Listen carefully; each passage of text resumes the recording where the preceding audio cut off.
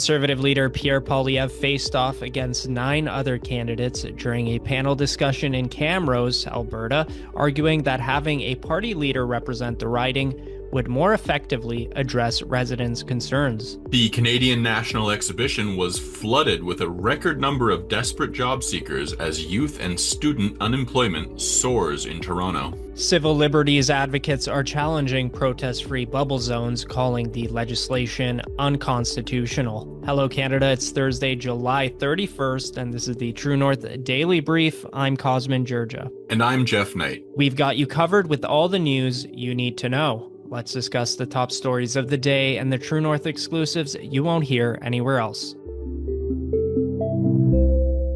Conservative leader Pierre Poilievre told voters in Battle River, Crowfoot, that sending him to Parliament would give their local concerns a national voice, as he faced off against 9 other candidates during a candidate forum in Camrose, Alberta on Wednesday night. Poilievre and 9 other candidates made their case to Battle River Crowfoot residents on August 18, 2025 during a live-stream debate at the Camrose Chamber of Commerce. An organizer told True North that an estimated 500 people attended. The discussion was marred by the actions of an electoral reform protest group, the Longest Ballot Committee, which led to a record over 200 candidate roster. Electors will now have to write their preferred candidate's name on the ballot as a result. Candidates from 8 federal parties and 2 independents answered questions on healthcare, education, the economy, immigration, and electoral reform. Poilievre, the favored candidate, argued that electing him would bring local Battle River Crowfoot issues to the national stage for the party.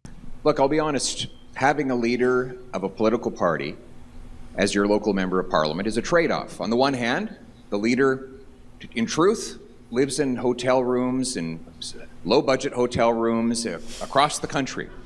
I can assure you, they live in St. John's, Newfoundland one night, and in Sault Ste. Marie the next, and maybe Port Alberni after that. At the other side, though, is that leader can bring a very powerful megaphone to the local issues of the community. He added that issues such as building a pipeline from Prince Rupert to Kitimat, protecting gun rights, scrapping electric vehicle mandates, lowering immigration, and cutting taxes were, quote, local issues that require national leadership to achieve. So, Geoff, Poilievre has the leadership advantage. He's obviously favored to win the riding. But what were some of his competitors arguing to make a case for why they might be a good choice to get elected? What brought them to the event? Yeah, Cosmin, Pierre's competitors presented a variety of arguments during the Camrose Chamber of Commerce forum. Independent candidate Bonnie Critchley argued against Pierre's parachuting into the riding, advocating for a local representative and questioning his outsider status, reflecting a desire to prioritize resident voices. Other candidates from 8 federal parties and 2 independents focused on healthcare, education, and the economy, with some likely challenging Poilievre's conservative policies. For example, opposing his immigration cuts or EV mandate stance. The Longest Ballot Committee's 200-plus candidate roster, forcing write-in ballots, brought many to the event as part of their electoral reform protest, or at least that's what they're calling it, aiming to disrupt the process and highlight flaws in first-past-the-post, though their specific arguments during the forum are less clear. Some competitors, like Critchley, were drawn by genuine local representation concerns, while others linked to the protest group attended to amplify their reform agenda, motivated by the record candidate field they engineered. The Canadian National Exhibition has been flooded with a record number of applications from desperate job seekers for seasonal work as unemployment in Toronto continues to soar. The exhibition published a press release Monday confirming it had received more than 55,000 applications for the 5,000 seasonal positions it was offering, marking the highest number in its history. The release reads, quote, with youth unemployment rates at their highest levels in decades, especially in Ontario, the CNE is expecting one of the largest turnouts for its 2025 hiring event. Some individuals have even applied to more than 1,000 of the minimum wage positions available. The positions being offered are geared towards youth and entry-level job seekers, a demographic that has been struggling significantly in Ontario's current labor market. Positions included cashiers, retail associates, game attendants, food service staff, midway operators, and informational guides. People as young as 14 were encouraged to apply for the job fair, which is now closed. The city of Toronto is currently facing an unemployment rate of 8.8%, with youth unemployment being particularly high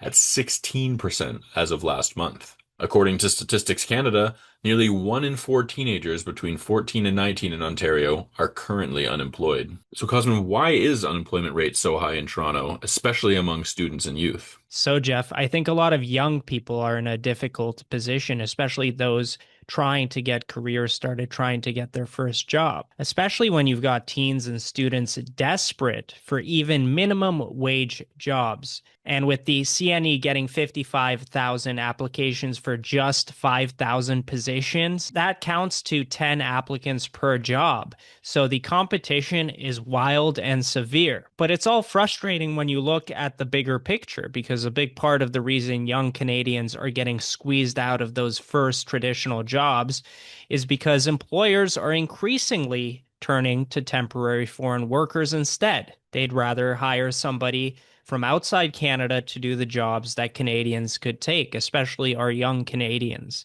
So think about the jobs that used to be almost a rite of passage for Canadian teens. You'd work at McDonald's, Tim Hortons, your local gas station, or retail store. A lot of those roles are now filled by people on work permits and not citizens themselves. And the kicker is that in 2024 alone, the federal government issued 162,000 new permits under the temporary foreign worker program. Now, I'm not sure exactly how many people are entering the workforce every year, but I think that's a large number of people that they have to compete against. And that's not even counting the broader immigration numbers. So in Toronto alone, over 190,000 immigrants chose that city as their primary destination last year. That's more than the total number of temporary foreign worker permits put out in 2024. So there's 190,000 immigrants coming to Toronto that year, on top of the ones that already came previous years. So that's a massive inflow. And it absolutely puts pressure on entry-level job markets. Even highly skilled immigrants, when they come to Canada, whether they're doctors, have engineering degrees, or other specialized licensed professions, usually start working in minimum wage jobs before they can find their way back into that field. So the bottleneck is huge. Now, employers aren't just doing this randomly. There's something that we call a labor market impact assessment, or an LMIA, that they fill out to prove that they can't find a Canadian to do the job before hiring a foreign worker. But let's be real. How strictly is that enforced? How much does the government actually check if what they're saying is true? Because guaranteed for a lot of these jobs, you could find a willing Canadian teen or student to do the job instead of importing foreign labor. And I would be curious to see how many of those CNE jobs are going to go to temporary foreign workers instead of young Canadians who applied. A new report by the Macdonald-Laurier Institute lays out how bubble zone laws are being used to suppress political dissent on contentious topics like gender identity, abortion, and the Israel-Palestine conflict in the years following the Freedom Convoy. Municipal bylaws in the Greater Toronto Area and Calgary have expanded what they call, quote, protest-free perimeters around schools, places of worship, clinics, and libraries, often at the request of institutions seeking to prevent demonstrations outside their buildings. The zones range from 20 to 100 meters. Protesters who engage in those zones could face fines and jail time. Christine Van Gyn, litigation director at the Canadian Constitution Foundation, says the trend represents a serious threat to freedom of expression protected under Section 2B of the Charter of Rights and Freedoms. Van Gyn said, quote, these bubble zones are increasingly being used to suppress lawful, peaceful protest on the basis of content. That is unconstitutional. We do not have a right to be free from discomfort or offense in a democracy. The CCF is currently challenging Calgary's safe and inclusive access bylaw, which prohibits protests near city facilities if they express objection to protected identity groups such as race, religion, gender identity, or income level. The city defines a, quote, specified protest as any written, verbal, or graphic disapproval of those topics within 100 meters of facilities such as libraries, pools, or community centers. So what are some of the arguments, Geoff, that civil liberties advocates like Van Gyn have against these bubble zones?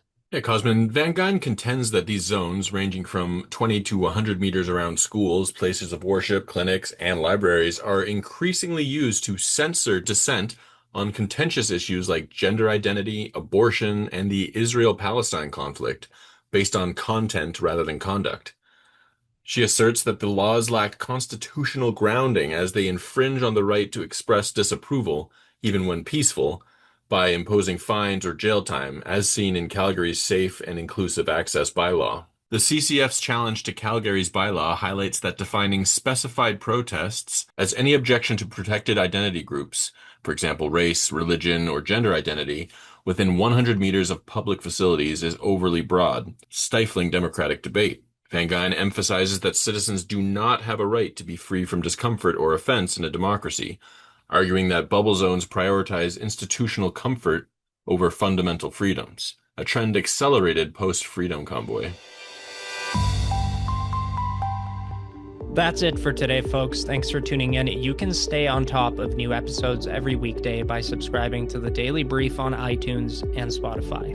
Also, while you're at it, make sure to hit us with a 5-star rating and please leave a review.